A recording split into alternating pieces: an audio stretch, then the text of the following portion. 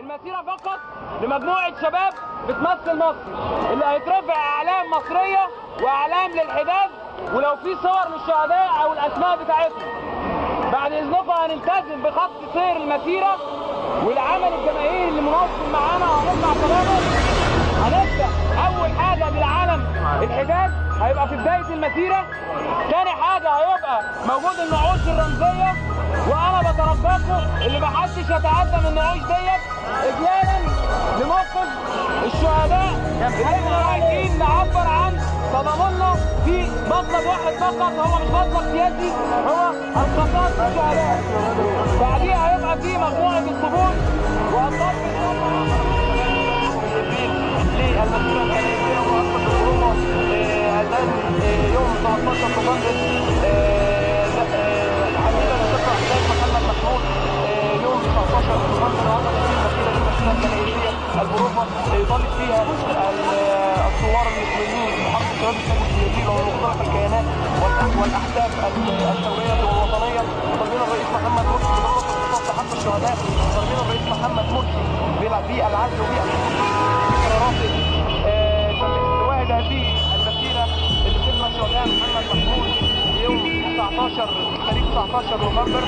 هذه المسيرة مسيرة سلمية بدون هتافات، بدون أعلام أحزاب أو حركات ثورية أو أي نوع من الهتافات المعروفة. لم يتم التصدير حتى الآن.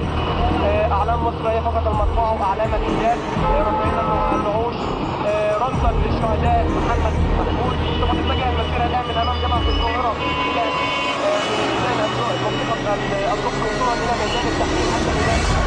اشهد يا محمد محمود، اشهد يا محمد محمود، كانوا كلاب وكنا طول، كانوا كلاب وكنا طول، سامع أم شهيد بالنادي، سامع أم شهيد بالنادي، مرسي ضيع حق ولادي، مرسي ضيع حق ولادي، سامع أم شهيد بالنادي، سامع أم شهيد بالنادي، مرسي محمد مرسي ضيع.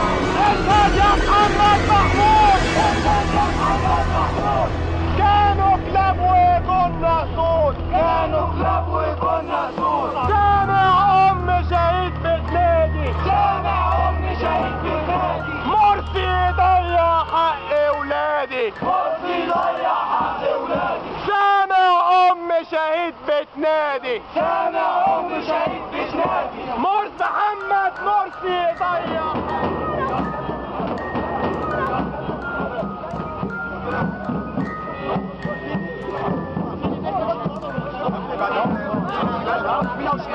بعد اذنك يمين وشمال، بعد اذنك.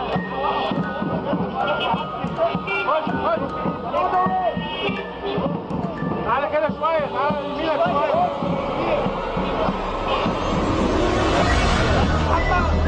خش يمين او شمال يا جماعه، يمين او شمال يا جماعه، صحافه يمين او شمال بعد الفطره، صحافه يمين او شمال. انا عنده برضه شباب يا جماعه ساعدونا لو سمحتوا. عبد الله